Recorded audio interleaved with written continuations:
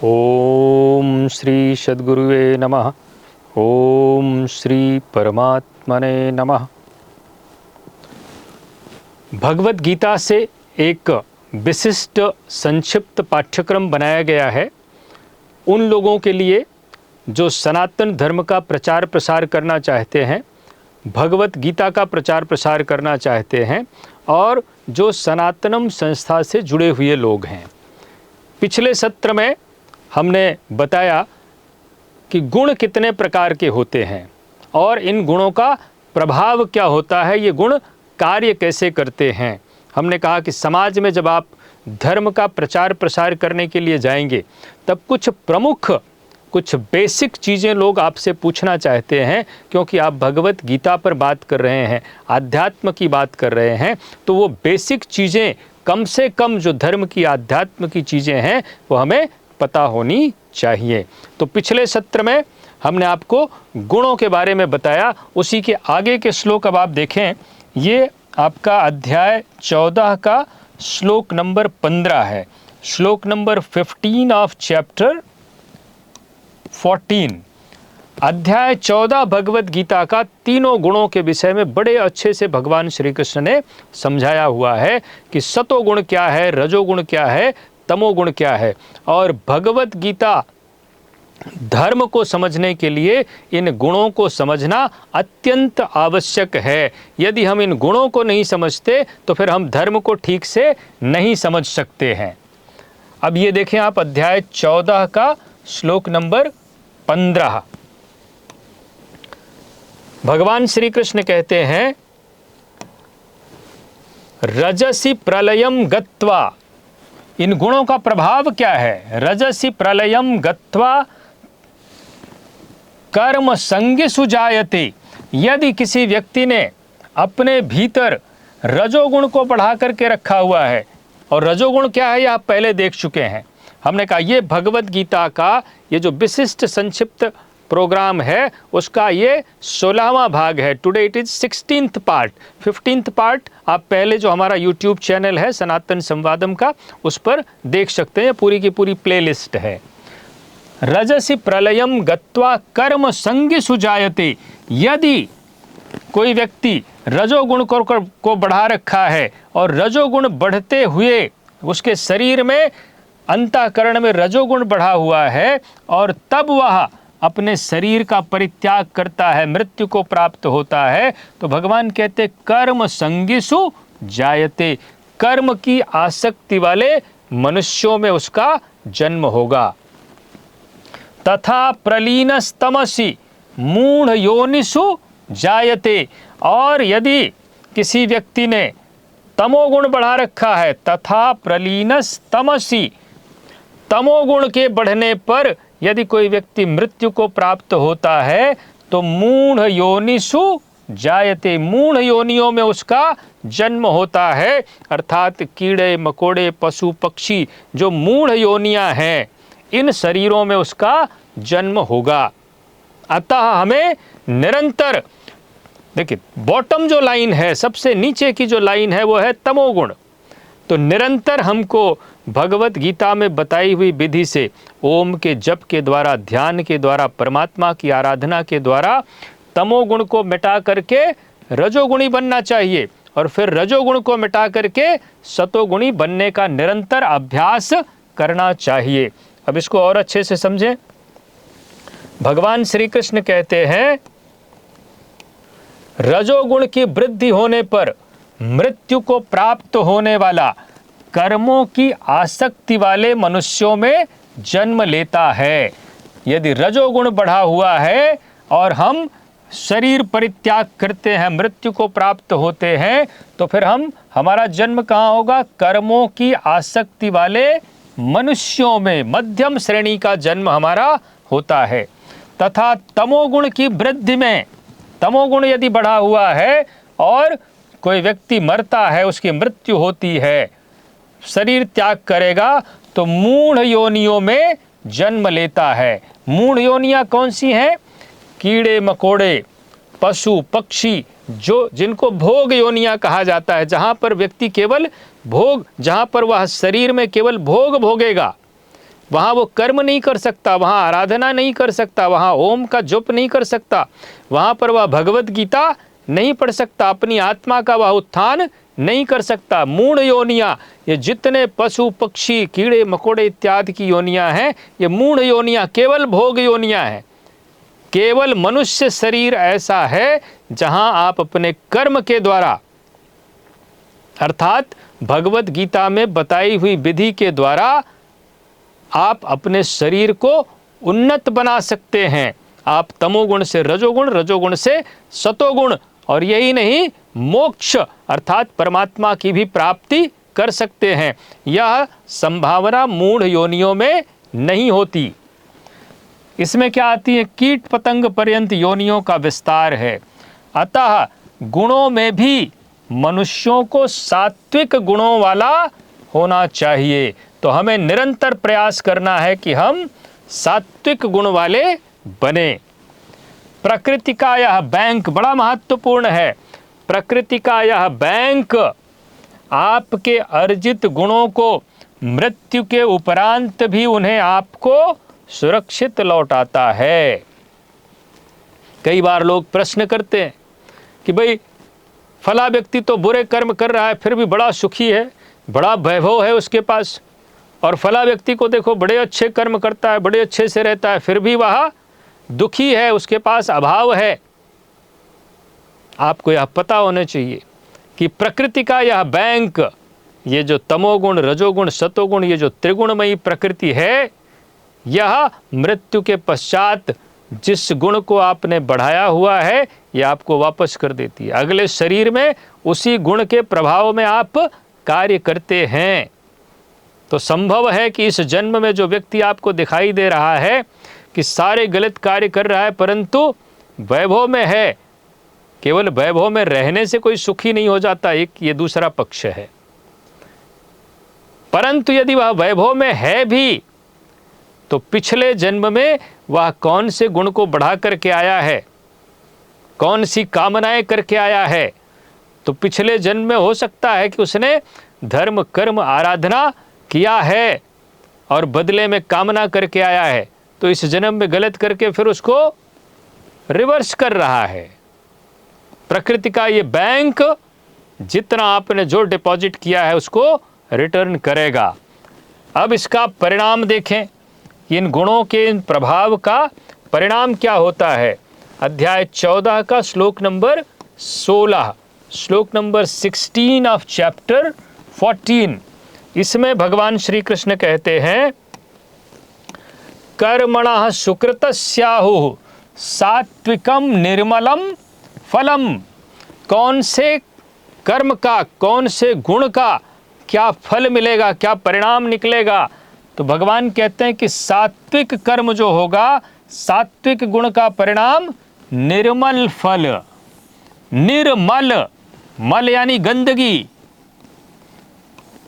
और निर्मल हो गया तो गंदगी से रहित। अब गंदगी का मतलब ये ना समझे वहां पर कि कोई गंदी चीज उसके ऊपर पोती गई है, ऐसा नहीं। मल कहाँ होता है? हमारे शरीर में काम क्रोध लोभ मोह राग द्वेष, ये जितने विकार हैं इन्हीं को मल कहा जाता है। तो सात्विक कर्म करने वाला व्यक्ति निर्मल, इन गंदगियों से रहित हो जाता है, इन विकारों से रहित हो जाता है। उसका फल है निर्मल फल। रजसस्तु फलम दुखम, यदि हमने राजसी गुण को बढ़ा रखा है तो उसका फल क्या होता है? दुख। दुख कहाँ से आता है? कामनाओं से, लोभ से। रजोगुणी व्यक्ति लोभी होता है, कामनाएं भरी पड़ी होती हैं उसमें, तो रजोगुण का परिणाम, उसका फल है दुख। अज्ञानम तमसः फलम, और तमोगुण का फल है अज्ञान। अज्ञान अर्थात परमात्मा से पूरी तरह से दूरी, अज्ञान अर्थात अंधकार में रहना। वह रजोगुणी तो कम से कम कर्म को जानता है, तो तमोगुण का फल है अज्ञान। अज्ञानम तमसः फलम। इसको और अच्छे से देखें, भगवान श्री कृष्ण कहते हैं सात्विक कर्म का फल सात्विक निर्मल है, सुख है, ज्ञान है। और वैराग्य, यह सात्विक कर्म के फल हैं, सात्विक गुण के फल हैं। क्या? निर्मल, सुख, ज्ञान और वैराग्य। राजस कर्म का फल दुख और तामस कर्म का फल है अज्ञान। अब इसके आगे का श्लोक देखें, अध्याय 14 का श्लोक नंबर 17। हमने कहा इन गुणों को समझना बड़ा आवश्यक है, नहीं तो हम समझते हैं क्या फर्क पड़ता है सात्विक, राजसिक, तामसी, इससे कौन सा बहुत बड़ा अंतर पड़ जाता है। ये गुण ही हमारी प्रकृति को निर्धारित करते हैं। भगवान श्री कृष्ण कहते हैं सत्वात् संजायते ज्ञानम रजसो लोभ एव च। कौन सा गुण क्या देता है आपको? सत्वात् संजायते ज्ञानम, सतो गुण हमें ज्ञान अर्थात परमात्मा की जानकारी प्रदान करता है। ज्ञान का अर्थ होता है परमात्मा का साक्षात्कार, प्रकाश। सत्वात् संजायते ज्ञानम रजसो लोभ एव च। रजोगुण किसको बढ़ाएगा? लोभ को। रजोगुणी व्यक्ति लोभी होगा। प्रमाद मोहौ तमसो भवतो अज्ञानम एव च। तमसो, तमोगुण से क्या क्या होगा? प्रमाद यानी व्यर्थ की चेष्टा, इसी संसार में उलझा रहेगा। और इकट्ठा करो और अन्याय करो, अत्याचार से भी मिल रहा है, ले लो। प्रमाद, मोह, मोह अर्थात अज्ञान। भवतो अज्ञानम एव च। प्रमाद मोहौ तमसो भवतो अज्ञानम एव च।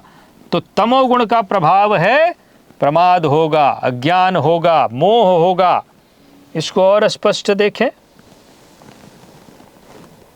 भगवान श्री कृष्ण कहते हैं सत्व गुण से ज्ञान उत्पन्न होता है। ईश्वरीय अनुभूति का नाम ज्ञान है।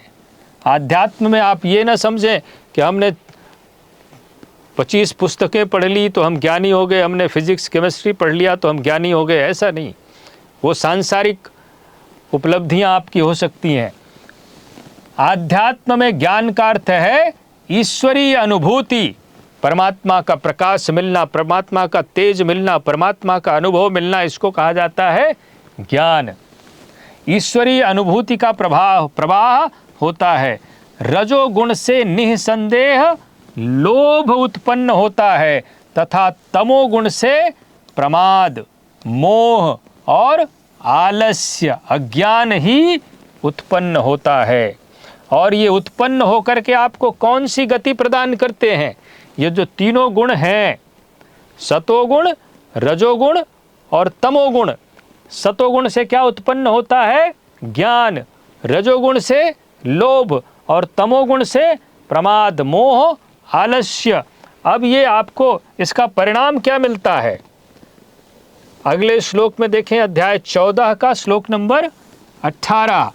इसमें भगवान श्री कृष्ण बताते हैं, बड़ा सुंदर श्लोक, बड़ा महत्वपूर्ण श्लोक।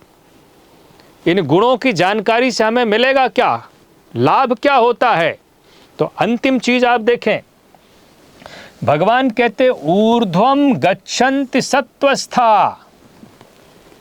जो सतो गुणों में स्थित है, सतो गुण को बढ़ा करके जो व्यक्ति इस शरीर का परित्याग करता है, उसकी आत्मा ऊर्ध्वम गच्छति,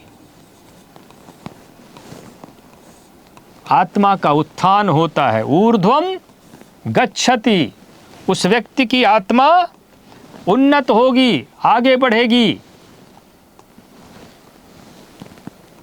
ऊर्ध्वम गच्छति सत्वस्था मध्ये तिष्ठन्ति राजसा। मध्यम श्रेणी की। रजोगुणी व्यक्ति कहाँ? मध्यम श्रेणी में जाएगा। अगला शरीर जो मिलेगा उसको मध्यम श्रेणी के मनुष्य का मिलेगा। सतोगुणी व्यक्ति को उत्तम कुल, उत्तम श्रेणी। अब उत्तम कुल का मतलब ये नहीं लगा ले कि बड़ा धनवान, उत्तम कुल का अर्थ होता है ऐसी जगह, ऐसे शरीर में उसको जन्म मिलेगा जो परमात्मा की ओर बड़ी तीव्र गति से आगे बढ़ेगा। मध्य तिष्ठन्ति राजसाः जघन्य गुण वृत्तिस्था अधो गच्छन्ति तामसाः। जो तमोगुणी व्यक्ति है, अधो गच्छन्ति, उसकी आत्मा का पतन हो जाता है। जघन्य गुण वृत्तिस्था, वह जघन्य योनियों में अर्थात मूढ़ योनियों में जाएगा। तो इसमें हम परमात्मा को दोष नहीं देते। हम लोग प्रायः क्या करते हैं, भगवान को दोष देते हैं। परमात्मा ने उसको इस ऐसे घर में, ऐसे सुख में, जहाँ वैभव है, समृद्धि है, वहाँ पैदा कर दिया। परमात्मा ने किसी व्यक्ति को मध्यम श्रेणी का मनुष्य बना दिया। परमात्मा ने किसी व्यक्ति को निकृष्ट श्रेणी का मनुष्य बना दिया। भगवान कहते ये हमारा कार्य नहीं है, ये आप स्वयं अपने शरीर बनाते हैं। तमोगुण को बढ़ा करके आप कीड़े मकोड़े का शरीर प्राप्त कर लेते हैं। रजोगुण को बढ़ा करके आप मध्यम श्रेणी के शरीर की व्यवस्था अपने लिए स्वयं करते हैं। इसमें भगवान का कोई रोल नहीं है। और सतोगुण को बढ़ा करके आप उत्तम श्रेणी का शरीर प्राप्त करते हैं। यह स्वयं आप निर्धारित करेंगे। हर व्यक्ति उसका अगला जन्म कैसा होगा यह स्वयं निर्धारित करता है, कर सकता है अपने गुणों में परिवर्तन करके।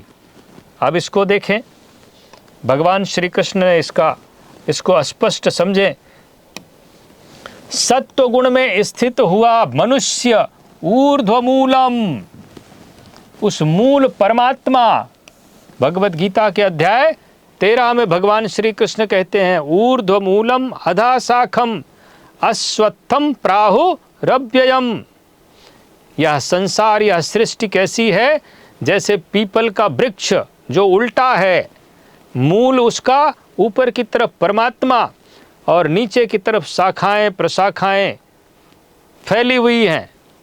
तो ऊर्ध्व मूलम ऊर्ध्वम गच्छति, जो सतोगुणी है उस मूल परमात्मा की ओर, ऊपर की ओर जाएगा।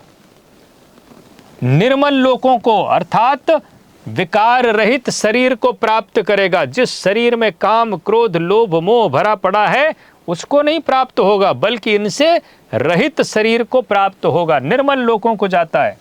निर्मल लोकों का मतलब ये नहीं समझे कि संसार में कोई अलग से लोक बना हुआ है जहां पर वो जाएगा। इसी शरीर को भगवान ने लोक कहा, जीव लोके। यह शरीर विभिन्न प्रकार की योनियां, विभिन्न प्रकार के शरीर ही विभिन्न प्रकार के लोक हैं। तो सतोगुणी निर्मल लोकों को जाता है। रजोगुण में स्थित राजस पुरुष मध्यम श्रेणी के मनुष्य होते हैं। मध्यम श्रेणी के मनुष्य, सतोगुणी भी मनुष्य होगा परंतु निर्मल शरीर वाला। आप देखते हैं कुछ बच्चे, छोटे बच्चे 7 साल के, 8 साल के, 5 साल के, आध्यात्म में उनका मन लगता है, धर्म में उनका मन लगता है। और इधर दूसरी तरफ कोई व्यक्ति 70 साल का भी है, उसका मन न आध्यात्म में लगता है न धर्म में लगता है। गुणों का प्रभाव, उस बच्चे ने पिछले जन्म में उसकी आत्मा जिस शरीर में थी उसने सतोगुण को बढ़ाया, इसलिए निर्मल शरीर को प्राप्त हुआ। मध्यम श्रेणी में कौन? राजसी गुण वाला, जिनके पास न सात्विक है अर्थात न विवेक वैराग्य होता है और न अधम कीट पतंग योनियों में जाते हैं। मनुष्य शरीर, सामान्य मनुष्य का शरीर प्राप्त होता है, बल्कि ये पुनर्जन्म को प्राप्त होते हैं। और निंदित तमोगुण एकदम निकृष्ट है, निंदित है, इसमें प्रवृत्त हुए तामस पुरुष अधोगति ही अर्थात पशु पक्षी कीट पतंग आदि अधम योनियों को प्राप्त होते हैं। इस प्रकार तीनों गुण किसी न किसी रूप में योनि अर्थात शरीर के ही कारण हैं। अब जो पुरुष, जो मनुष्य गुणों को पार कर लेता है, एक इसके आगे की अवस्था, जो सतोगुण को भी पार कर लिया, जो तीनों गुणों को पार कर लेते हैं, वे जन्म बंधन से छूट जाते हैं और मेरे स्वरूप को प्राप्त होते हैं। अब जो इन तीनों को पार कर लेता है वह परमात्मा को प्राप्त करता है। अब इसके आगे के श्लोक गुण से संबंधित हम आपको अगले सत्र में बताएंगे। ओम श्री सद्गुरुवे नमः। ओम श्री परमात्मने नमः।